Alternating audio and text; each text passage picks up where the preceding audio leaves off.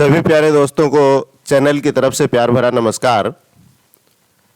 आज की हमारी कहानी है सेठ जी की सोच।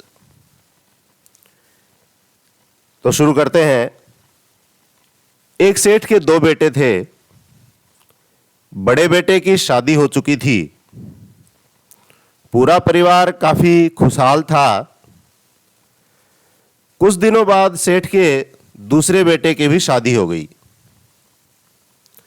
एक दिन सेठ को सपना आया कि मां लक्ष्मी उसके घर को छोड़कर जा रही है और उससे कह रही है कि अब मेरी जगह है, तुम्हारे घर में क्लेश आने वाला है। उस सेठ ने मां लक्ष्मी से कहा कि भले ही मेरे घर में क्लेश आ जाए, लेकिन मेरे परिवार वालों के बीच हमेशा प्रेम बना रहे। माता लक्ष्मी ने उसको यह वरदान दे दिया। एक दिन सेठ की छोटी बहू खिचड़ी बना रही थी। उसने खिचड़ी बनाने के लिए रख दी और वह अपने काम में लग गई। इतनी देर में सेठ की बड़ी बहू आई और उसने बिना चखे ही खिचड़ी में नमक डाल दिया और वह भी अपने काम में लग गई। जब सेठ ने खाना खाया तो उसे पता चला कि खिचड़ी में नमक बहुत ज्यादा है।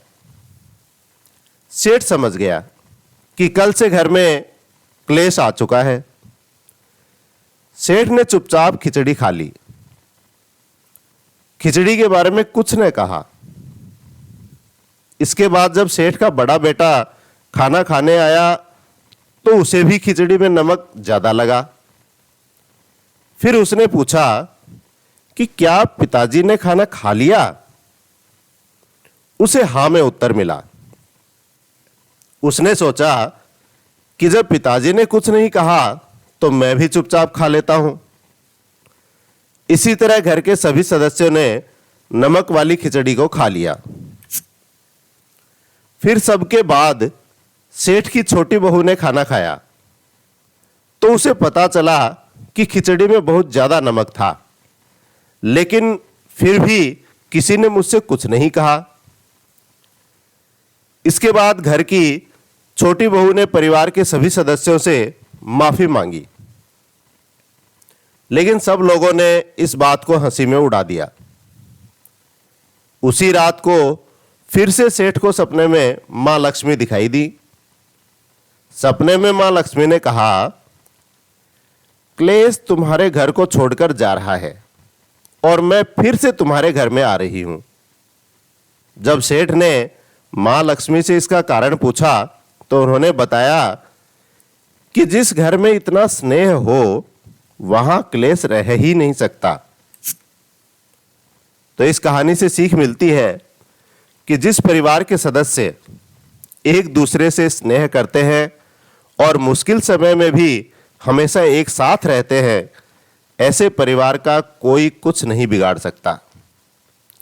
परिवार के सभी सदस्यों को आपस में मिलजुल कर रहना चाहिए, तो क्लेश आपके घर से खुद ही दूर हो जाएगा।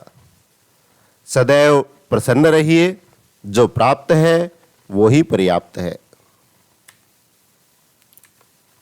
कहानी अच्छी लगी तो लाइक करें, शेयर करें, चैनल को सब्सक्राइब करें और ऐसी ही अन्य मज़ेदार कहानियां पढ़ने के लिए डिस्क्रिप्शन बॉक्स में दिए गए लिंक पर क्लिक करके कहानियां पढ़ें।